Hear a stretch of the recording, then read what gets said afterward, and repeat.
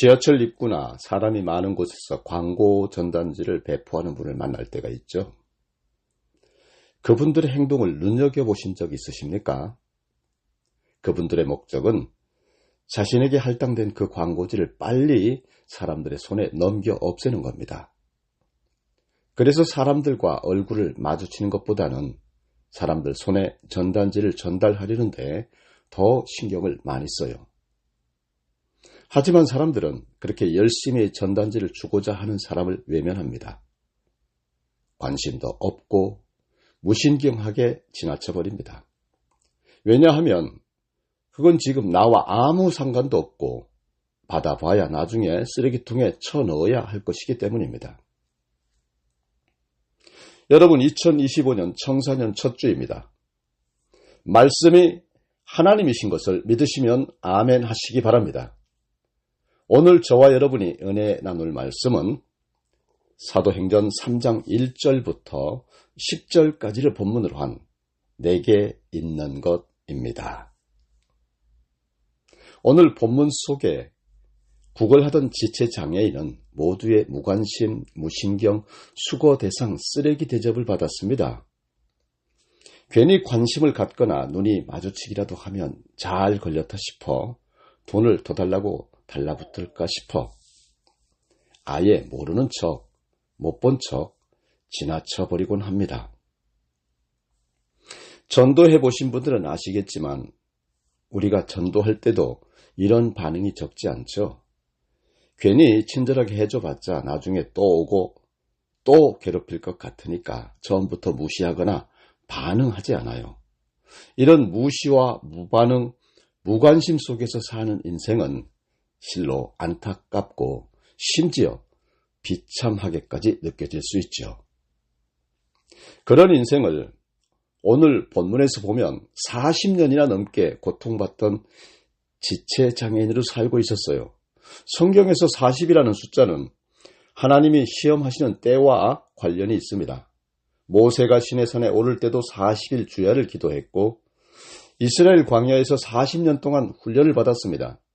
예수님께서도 40일 동안 금식 기도하시고요. 마귀 시험을 받으셨죠. 이런 관점에서 아예 걷지도 못하던 지체장애인은 하나님으로부터 매우 혹독한 시험을 당하고 있었다고 볼 수밖에 없습니다. 그가 인생 중 이 비참한 시험을 당하면서 하였던 일은 사람들이 가장 많이 통행하는 성전 문 앞에서 구걸하는 것이었습니다. 그가 그 문 앞에서 만난 사람이 얼마나 될까요?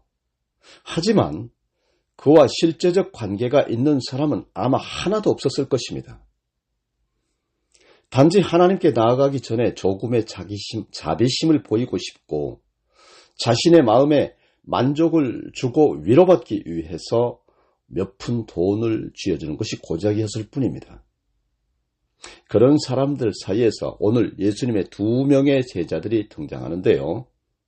오늘 본문 첫 구절은 이 두 사람이 성전에 가는 이유를 알려줍니다. 1절을 읽어보겠습니다.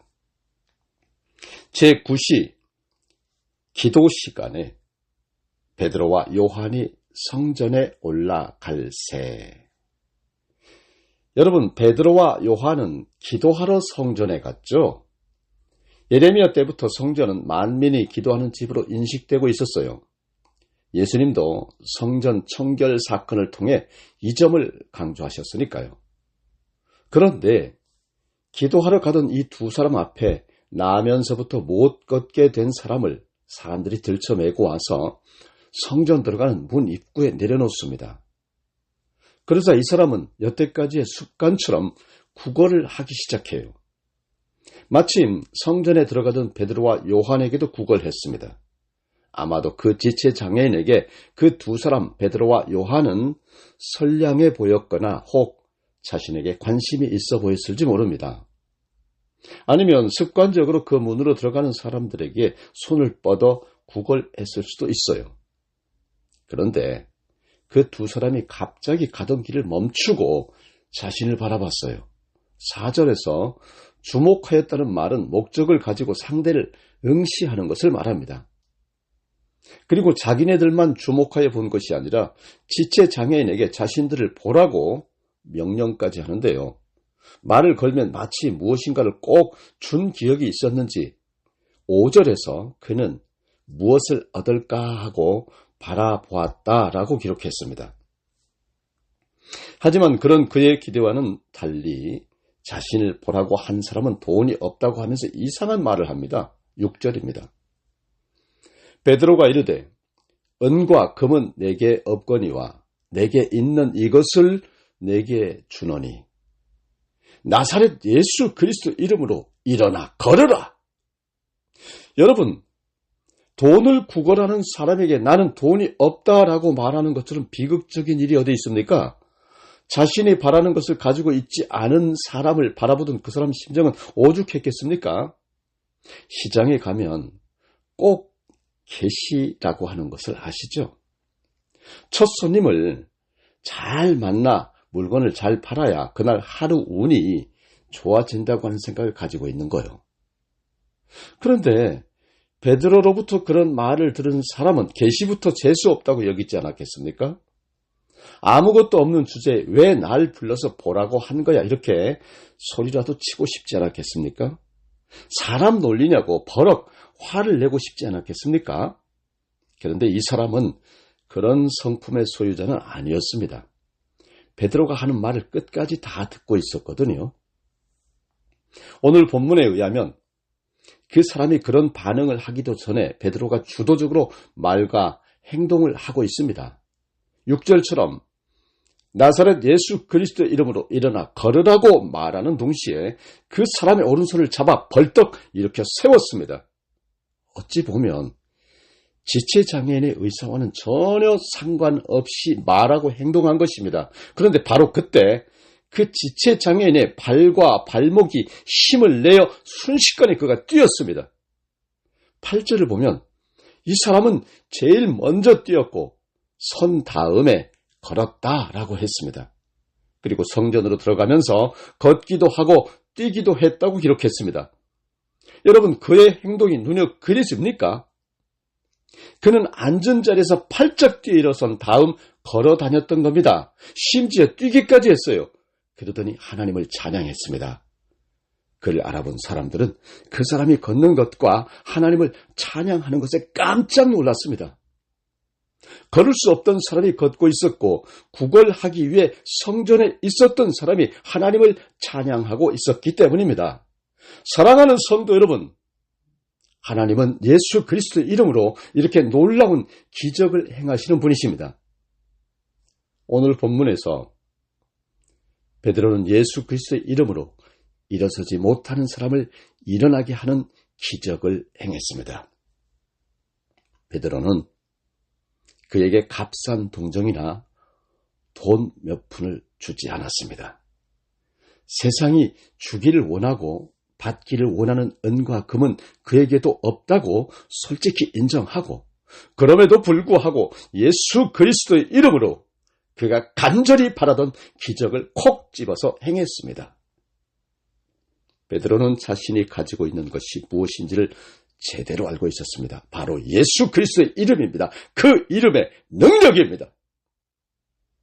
예수 그리스도의 이름과 능력은 세상 사람들이 절대로 가질 수 없는 것이며 은과 금으로도 절대 살 수 없는 것입니다. 바로 그것을 성전 문 앞 그 지체 장애인에게 아낌없이 주었던 것입니다. 그러므로 이렇게 주기 위해서는 만남이 있어야 하고 시선이 마주쳐야 합니다. 그래야 무슨 사건이든 일어날 수 있는 것입니다. 그런데 이런 만남이 있기 위해서는 시간이 맞아야 하죠. 소위 타이밍이죠.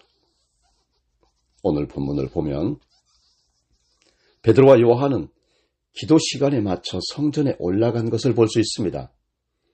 그들은 기도할 시간에 맞춰 생활하던 사람들이었습니다. 지체장애인은 어떻습니까? 사람들이 기도할 시간이 되어 오는 걸 잘 알고 있었기 때문에 그도 역시 그 시간에 맞춰 구걸하던 사람이었습니다. 시간에 맞춰 생활하던 그 사람들이 결국 만나게 되는 것입니다. 그리고 이 만남에서 그는 초점 없는 시선에서 자신을 주목하고 있는 베드로와 요한에게 초점을 맞출 때 놀라운 기적을 경험하게 되는 것입니다. 할렐루야. 여러분, 우리는 어떤 사람을 바라보곤 합니까? 예쁘고 멋진 사람, 멋진 차, 신기한 것을 가지고 있는 사람을 부러운 눈으로 쳐다봅니다. 연예인들을 보는 우리 자녀의 눈을 보신 적이 있으십니까? 빠져 있어요. 내가 가지지 못한 것을 소유하고 있고 인기가 있기 때문에 그래요. 그래서 그에게서 바라는 것이 있기 때문입니다. 혹시 눈이라도 마주칠까? 손이라도 맞잡아 볼까?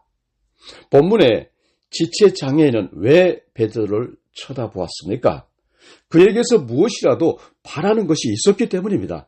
돈이든 먹을 것이든 뭐든 얻을 게 있겠다는 기대가 있었기 때문입니다. 우리를 바라보게 하는 무엇인가가 우리에게 없다면 우리는 세상 사람들의 무관심과 무반응과 무시를 결국 경험할 수밖에 없습니다. 우리가 오늘 그 지체장애인처럼 무엇인가 바라는 시선으로 남에게 다가간다고 가정해 보십시오. 아마 그가 느꼈을 수모와 비참함을 동일하게 경험할 수 있을 것입니다. 이처럼 우리가 믿고 예수 믿으라고 교회 다니라고 구걸하듯 다가가서는 안 됩니다. 오히려 베드로처럼 당신이 가지지 못한 것, 당신이 바라는 것보다 더 크고 놀라운 것을 내가 예수 그리스도의 이름으로 줄 수 있다고 해야 합니다. 그러기 위해선 베드로처럼 내게 있는 것이 무엇인지를 확실히 알아야 합니다. 세상이 가지고 있지 않는 무엇인가를 가지고 있다는 것을 믿어야 합니다. 그럴 때 우리도 베드로처럼 담대해질 수 있는 것입니다. 세상에서 가장 비참한 사람이 누구인 줄 아십니까? 바로 은과 금도 없고 주님의 이름도 없고 주님의 능력도 없는 사람입니다. 하지만 이보다 더 비참한 사람이 있습니다. 바로 주님의 이름을 모르는 채 은과 금이 있다고만 만족하며 사는 사람입니다. 이것은 평신도뿐만 아니라 목회자도 마찬가지예요.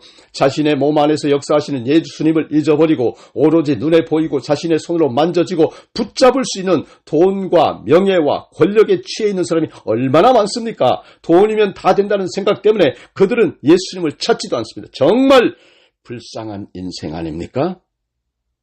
사랑하는 여러분, 그렇다면 가장 행복한 사람은 누구일까요?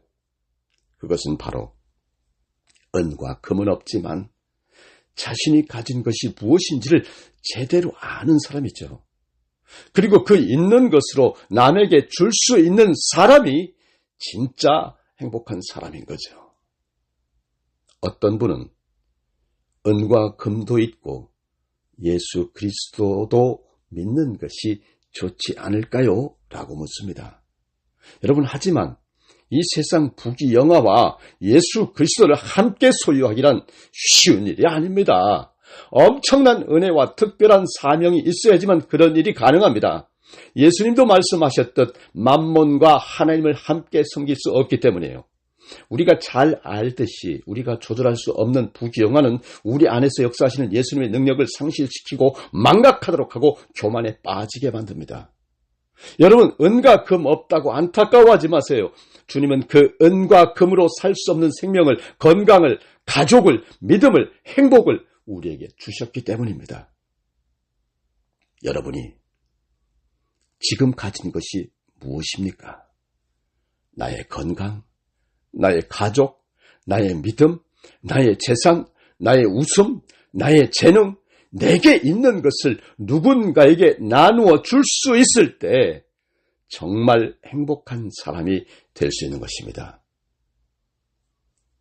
제가 말씀 처음에 서두에 전단지 돌리시는 분 이야기를 했는데요. 여러분, 그런 분 만나면 어떻게 해야 할까요?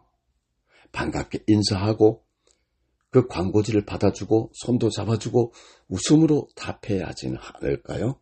근데 그게 안 돼요. 내게 있는 따뜻한 마음, 따뜻한 손길, 축복의 마음을 전해야 하는 게 맞는 게 아닐까요? 근데 그게 안 돼요. 그럴 때 내가 가진 것이 무엇인지 잘 알 수 있는데 그게 안 돼요. 생명 주시고 건강 주시고 움직일 수 있는 몸 주심에 감사하며 교회 청소나 주방 봉사에 참여하는 것도 지금 내게 있는 것을 나누는 것이 되겠죠. 경제적으로 여유가 있건 어려움이 있건 헌금과 구제 활동을 함으로써 정말 내가 가지고 있는 것이 무엇인지 확인할 수도 있습니다. 이렇게 내가 가진 것을 확실히 알고 있을 때에 교회에 절대 나오지 않을 것 같은 사람을 교회에 나오게 하는 기적을 맛보게 할 수 있게 되는 것입니다. 대망의 2025년이 밝았습니다. 올해 하나의 실천 사항을 함께 이루게 되기를 간절히 소망합니다. 주님의 이름으로 한 명 이상에게 내가 가진 것을 주는 것입니다. 여전히 기존의 성전 제도가 더 이상 그의 인생에 도움이 되지 않는 사람들을, 이 땅 위의 굴레와 속박에서 억압당하고 착취당하고 있는 사람들을 도와줘야 합니다. 그런데 그 일을 우리의 힘으로, 우리의 이름으로는 할 수 없습니다. 나사렛 예수 그리스도의 이름으로 할 수 있습니다. 우리가 예수 그리스도의 이름을 의지할 수 있는 것은 예수님이 우리를 먼저 만나주셨기 때문입니다. 주님이 베드로와 시선을 맞추셨기 때문에 베드로도 그 지체장애인과 시선을 맞출 수 있었습니다. 그처럼 우리도 주님과 시선을 맞출 때에 내가 다른 사람과 시선을 맞출 수가 있는 것이죠. 주님의 시선으로 다른 사람을 대할 수 있고 그 사람을 주님께 인도할 수가 있는 것이죠. 오늘 말씀을 정리하겠습니다. 사랑하는 여러분, 땅만 바라보고 사람만 바라보고 돈만 바라보고 살고 있는 사람들에게 이제 주님을 바라보라고, 이제 주님을 믿는 사람들을 바라보라고 말할 수 있어야 합니다. 인생의 어려움을 겪고 있거나 자신이 해결할 수 없는 문제를 안고 사는 사람들에게 이것이 운명이니까 받아들이라 하면서 숙명론에 빠진 사람들에게 예수 그리스도의 이름으로 내가 가진 것을 줄 수 있어야 합니다. 그렇게 주저앉아 있지 말라고, 일어서서 한번 걸어보라고 격려하고 박수치고 일으켜 세워 새 힘을 불어 넣어줘야 합니다. 만약 베드로나 요한이 그 지체장애인에게 은이나 금을 주었다고 생각해 보십시오. 잠시 며칠, 몇 달은 즐겁게 살 수 있을 것입니다. 어느 정도 기간 동안 구걸을 하지 않으면서도 먹고 마시고 잘 놀 수는 있을 것입니다. 하지만 은과 금이 떨어졌을 때 어떻게 할까요? 어떻게 될까요? 이전의 그 생활로 돌아갈 수밖에 없겠죠. 다시 사람들에게 구걸하고 무시당하고 무관심과 무반응 속에서 비참하게 계속 그렇게 살 수밖에 없겠죠. 우리 주님은 우리 주변의 사람이 이렇게 사는 것을 원치 않으십니다. 그의 인생 자체가 근본적으로 변하는 것을 원하십니다. 오늘 본문에서 본 것처럼 주님은 아무 힘이 없어 제대로 기능하지 못했던 발과 발목에 새 힘을 주시는 분이십니다. 가장 약한 것에 강함을 주시는 분이 바로 우리 주님 예수님이십니다. 이런 예수님이 있기 때문에 가장 약한 우리에게, 우리는 은과 금이 없어도 서럽거나 두려워하지 않아야 된다고 하는 것입니다. 왜냐하면 우리는 은과 금보다 더 귀한 예수님을 믿고 알고 품고 같이 있기 때문입니다. 다 같이 기도하시겠습니다. 거룩하시고 은혜와 사랑이 충만하신 만군의 여호와 하나님 아버지, 2025년 청사년 한 해를 열어주시고 그 첫 주 은혜의 말씀 내게 있는 곳으로 축복해 주시니 감사드립니다. 은과 금 같은 재물에 대한 감사는 어느 순간 사라지고 말지만 오늘 말씀으로 거듭나 인생이 변화된 것에 대한 감사는 평생 사라지지 않음을 믿습니다. 오늘 본문의 지체장애인처럼 평생 하나님을 찬양하는 인생이 되어 가족, 지인, 일가, 친척, 교회와 직장, 국가와 민족, 온 세계, 온 인류에게 내게 있는 것으로 나누고 떡을 떼어 베푸는 자가 되게 하여 주시기를, 나를 위해 십자가에서 죽어주시고 영원 구원, 영생의 하늘 구원으로 인도하여 주시는 구주 메시아 예수 그리스도 이름으로 기도드립니다. 아멘.